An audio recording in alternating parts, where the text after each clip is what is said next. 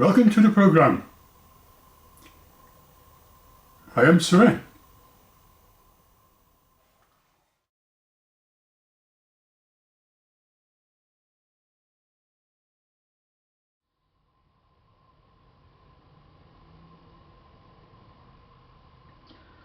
These days we seem to hear a lot about how to keep healthy and live longer.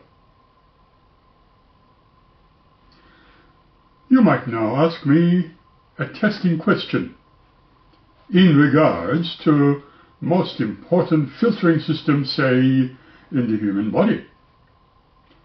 Meaning, obviously, the kidneys and how to keep them healthy so that we all can have healthy and longer lives.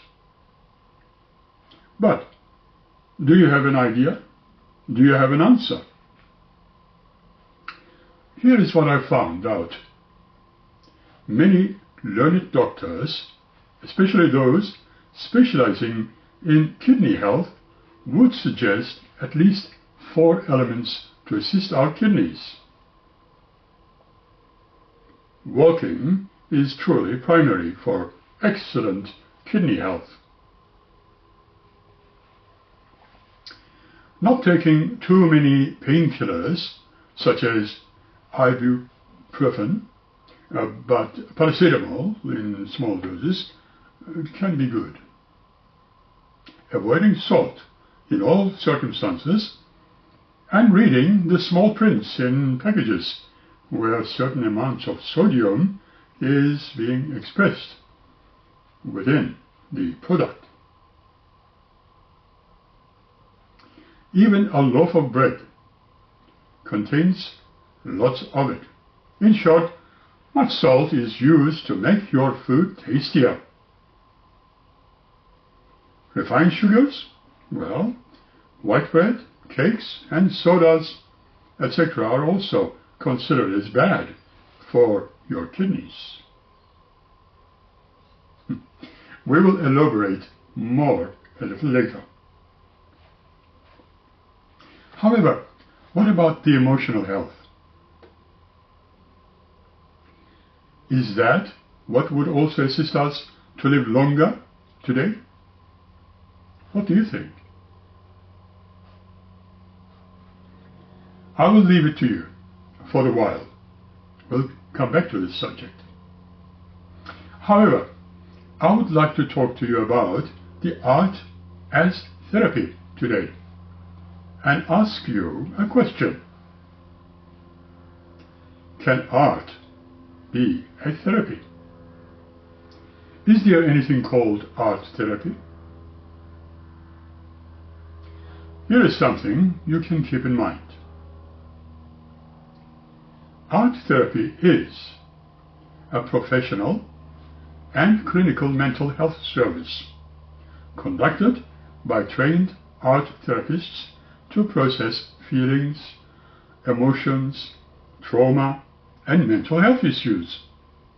In contrast, as art as therapy is self-directed and indeed self-produced practice, which focuses on the relaxing, creative and fulfilling process of making art for personal wellness and self-expression.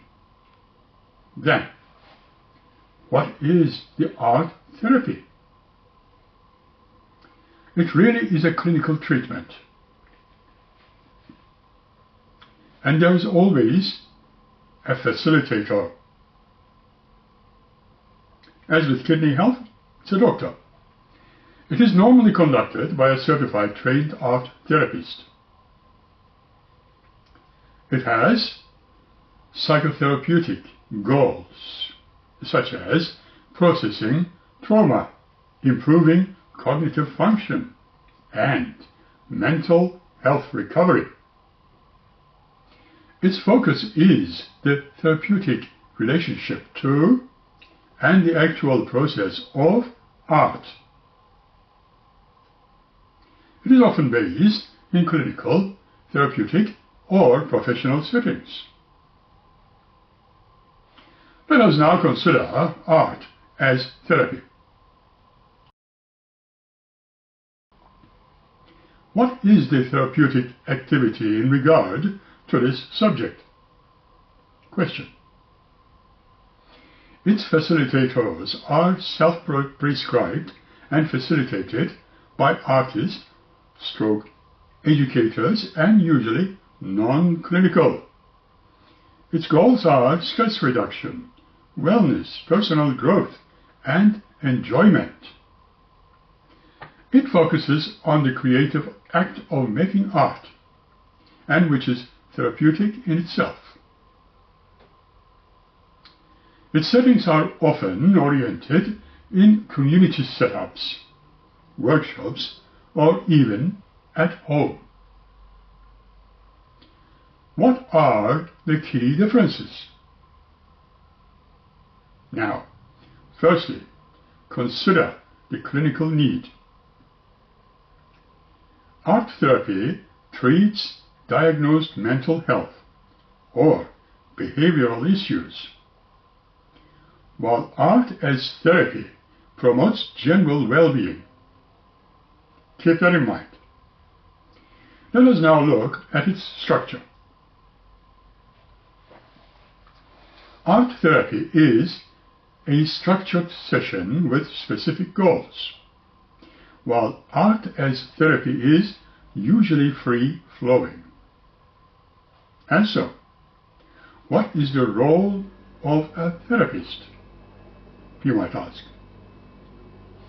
Simply, art therapists actively help clients analyze the meaning behind their artwork to foster deep insights, whereas art as therapy allows the creators to find their own meaning. That is the difference. Where and how do they overlap? That's another question. Let me put it this way. Both approaches can share common elements of healing, but they differ in clinical responsibility, as with kidney therapy. Art making is a universal activity that we can do for novelty, exploration, relaxation, and creative expression. It can also be used as a method of psychotherapy, where the art making and art actively forms the part of the treatment session. Art therapy has many benefits that are purely driven by the act of creative expression, while engaging in a relaxing activity. This is similar to watching a movie, taking a walk, or reading a book. The act itself is therapeutic, and that it transports us away from our daily stresses. During the activity, we may experience emotional expressions, understanding of ourselves, and moments of personal insights into problems. However, these outcomes are usually the unexpected byproduct of the activity. In many cases, although we experience these outcomes, we do not know what to do with them once they surface.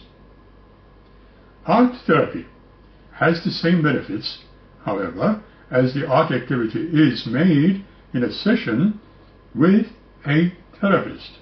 You are able to be guided on how to process those unexpected emotions and insights. An art therapist can indeed help facilitate the process of identifying and processing difficult emotions that arise from art directives, that can help explore difficulties we are experiencing. Examples of those art directives can be seen in case studies conducted, such as divorce, grieving, stress-related disorders, alcohol or drug addictions, anorexia, anxiety, etc. You name it. There are many differences between art as therapy and art therapy. However, the crucial difference is the therapist who is able to develop a therapeutic alliance with the client. Art therapy engages mind, body, and spirit in ways that are distinct from verbal articulation alone. Visual and symbolic expression gives voice to experience and empowers the individual, communal, and societal transformation. Honoring individuals' values and beliefs, the art therapists work with people who are challenged with medical and mental health problems, as well as individuals seeking emotional, creative, and spiritual growth. Art therapists usually prefer the orientation of psychology theory that provides a reference point on how an art therapy session will evolve. Art therapists work with clients to establish what the clients need help with and make a competent commitment to help facilitate that process. We can list some known outcomes. For example, artistic expression with intention, challenging psychological beliefs, engaging in the process of learning, facilitating the exploration and development of memory,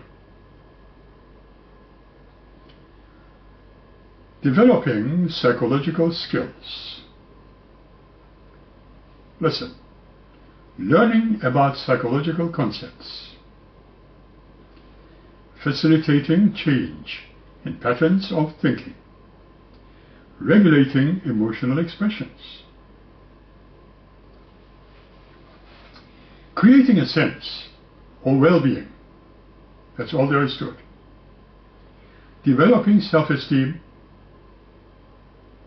and developing non-verbal communication skills. Providing insights into the client's personality and developing resilience skills through being challenged and exploring risks in art. Connecting with others in group art therapy. Developing trust through the therapeutic alliance. Sharing experiences with others in group therapy. Let's not forget that there is always safety in exploring difficult emotions. Consider.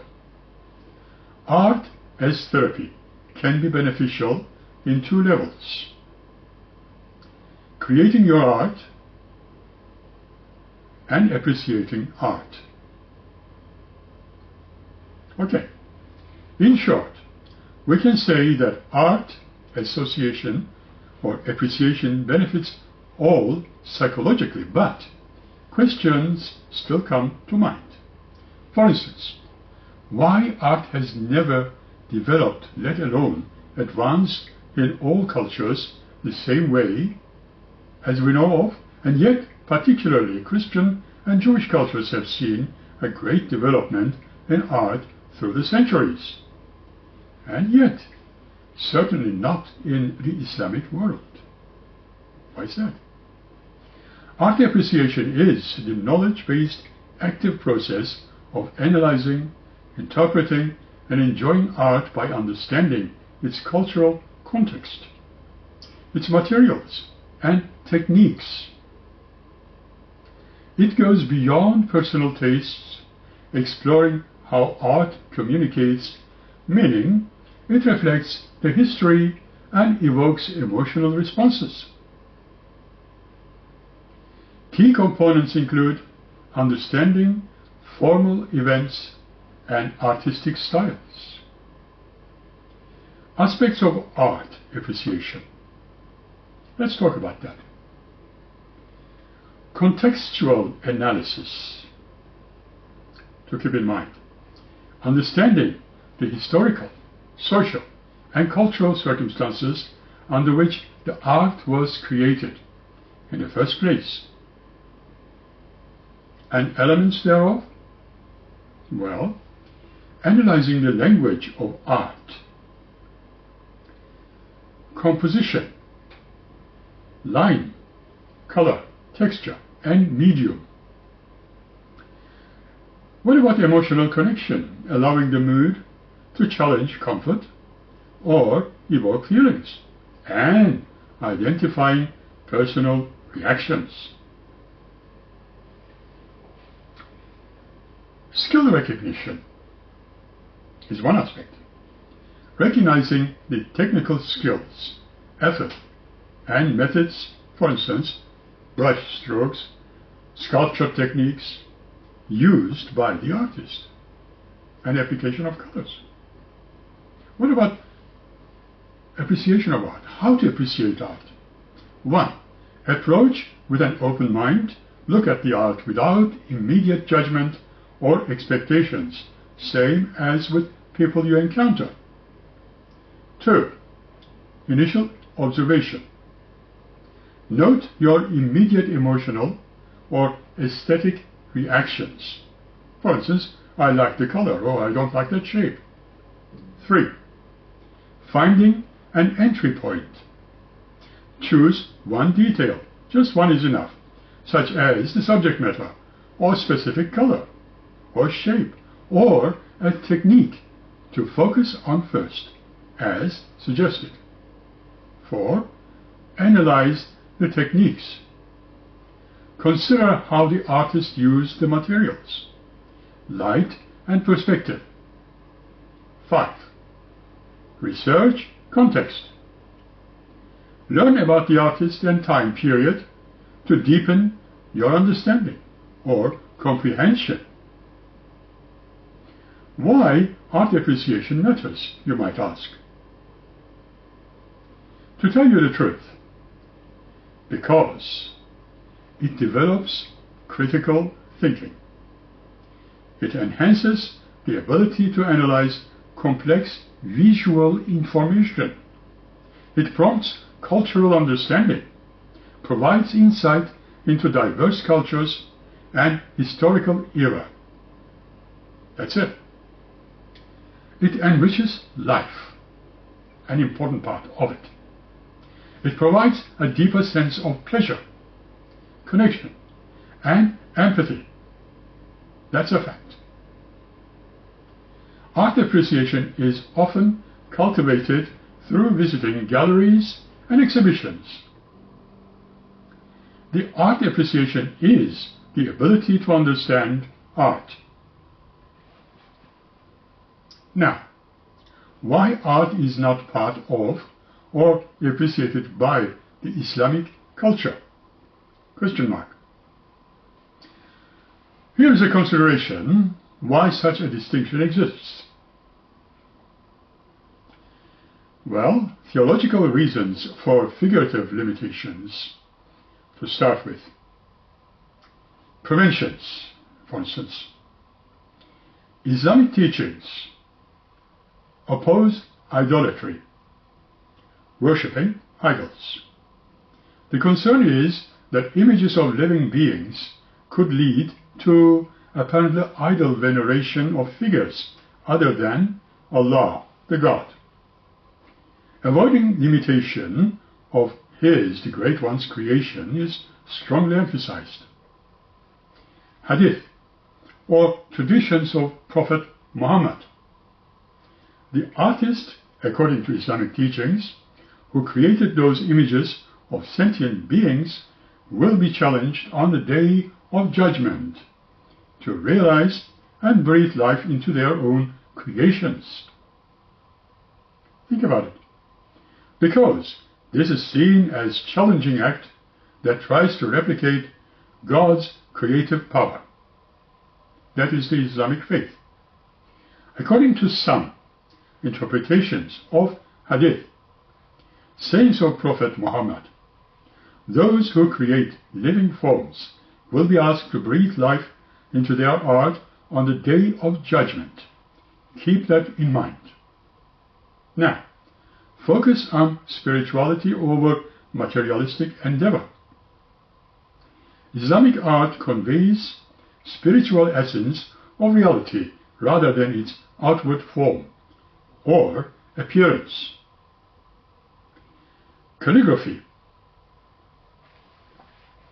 Because the Holy Quran is considered the direct word of God or Allah, calligraphy art, or the beautiful writing of verses, is considered the highest form of art in Islam. Geometric patterns embody the infinite, the mathematical order of the universe, and unity of Allah, the God. What about digital patterns? Intricate, sterilized line and leaf patterns allow for beauty without representing living souls. Nuances in figurative art. Religious settings in Islam. Mosques and religious books are almost always devoid of living beings, relying on geometry and calligraphy, if you have noticed, if you are a traveler. What about secular settings? We discover that figurative art existed in the Muslim cultures for a long time, particularly in Persian miniatures, court art, illuminated manuscripts, illustrating literature and history. Islamic art generally direct any appreciation away from figurative representation in religious places to calligraphic and geometric expressions of divine perfection. Islamic teachings strongly oppose idolatry. The concern is that images could lead to worship of figures other than Allah, the God. To prevent this, religious scholars have historically discouraged the depiction of the living. This is considered especially true for beings that possess a soul, like humans and animals, for instance. Thus, Islamic art often avoids human imagery to maintain a clear focus on so-called spirituality. And so, now I feel obliged to tell the Western civilization and any other civilization originating from the depths of history of humankind, built into current 21st century civilization, anywhere around the world, that whatever you may have in the form of figurines, landmarks, statues depicting any living creature or human beings are in danger when and if a Muslim invasion is allowed, for they would only destroy, break or burn them. This goes also with the old European masters of art, any kind of art, because of the facts in regard to Islamic principles which are being considered. This is not a theory, but a fact, and it should be seen as such. We have also seen many examples of such movement throughout the human history, in all parts of the world. Be aware and keep this in mind. This is not said being in opposition to that faith. The religion of peace, as it has been promoted, without being against any belief systems, is quite capable of destroying the Western civilization and their works of art entirely, as a part of their faith. Although during the days of Ottoman Empire, some of the artifacts and buildings used for Christian worship before their arrival have been partially kept or turned into Islamic halls of worship or mosques, and even in today's Middle Eastern countries, such as Persia or Iran, some of their past leaders' images are being displayed on the street corners, or statues of great people on city squares had been erected throughout the centuries. They have not been fully respected, nor can be respected in the Islamic law, because of the facts we have stated. If there was a movement of some kind that is not in agreement with their worldview, they all would be destroyed. That's all. This too is a fact in Islam.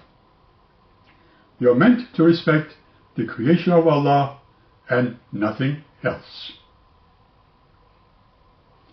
Beauty in calligraphy or in poetry, in some forms of musical expressions, are accepted, but not all types of dances and singing, because they are supposedly pointing to or tempting the believers into idol worship, and is certainly not acceptable.